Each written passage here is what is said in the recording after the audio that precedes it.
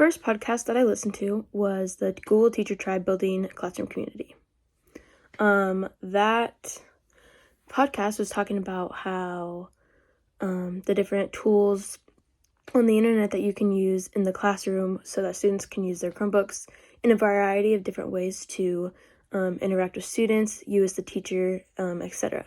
And so some of the things that the podcast was talking about was changing the color of the cursor so that it doesn't clash or get lost in the backgrounds of websites or books or anything that you're using. Voice to text for students that aren't as good with using the keyboard. When taking tests, like using locked mode or kiosk mode. Captioning, so like when you're talking in a lecture or whatever, like you can have live captions on, so like everything that you're saying, those words are being put on the screen so students are able to see them, as well as when they ask you a question or like answer anything in class while you're lecturing, all of their words and stuff that they're talking about is also up on the screen using those live captions.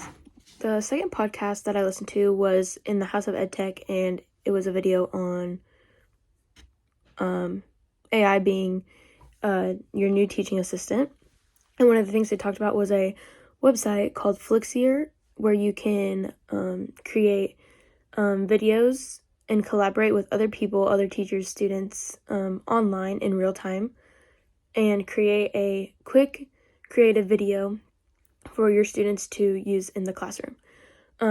It talked about how AI can be very helpful within the classroom for students and teachers because it can help with personal learning by tailoring educational journeys, as well as providing customized programs, games, learning methods that help students comprehend concepts on their own time so that they're not falling behind in class. It can also help teachers automate grading, checking homework, report maintenance, all that type of things, so that they have more time to interact with their students in class.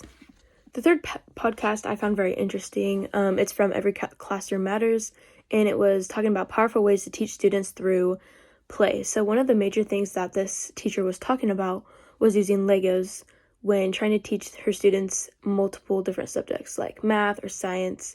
Basically, any type of lesson that you could teach in a class you can use through Legos. She talked about how it is used to help students connect it to their ideas and relate it back to what it actually means within the lesson.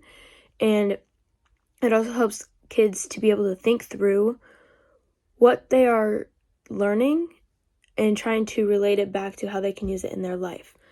She also talked about this other type of programming, which is online, called Scratch, and students are able to play with the idea or concept. They can create a game or an interactive story that allows students and teachers to see the different elements that are being used, and students are able to show their understanding of a lesson. The fourth podcast that I listened to was about student engagement from the Teacher's Lounge, and this one was super interesting. It was really long, but basically this teacher that was being interviewed was talking about how you have to have a relationship with your students to have good student engagement. You have to be able to incorporate the things that they like into your teaching style so that it keeps them motivated and engaged. She's talked about how in her classroom she likes to use lots of hand movements.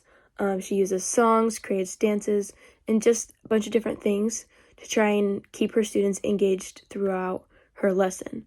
One of the things that she said was you have to be cooler than the things going on around them, because she said that at home that most of them are playing video games, and she's like, you have to be cooler than the video games so that they understand and they listen to you.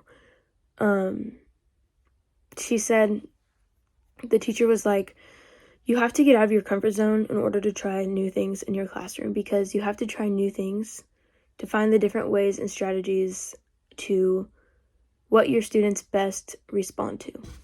The last podcast that I listened to was from Ditch That Textbook, and it's called 2 Words to Guide Your Remote Learning and Teaching. The 2 words that he gave were synchronous and asynchronous.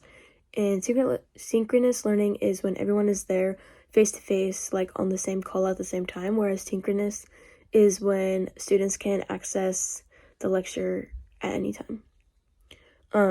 This guy on the podcast said that it is very good to have a balance of both. Things where students can go home and access it on their own time, because if they have siblings that also need to be on a call and their Wi-Fi just can't handle all of them being on at the same time, it's good to be able to have something where you can go back and listen to it when it's more beneficial for you, then you'll actually be able to hear the information. And then something that synchronous learning is good for is building relationships, because you are face-to-face or you're all on the same call at the same time. You're addressing everyone at once. You're also able to walk through things right then and there, and students can ask questions and get immediate answers from you, the teacher.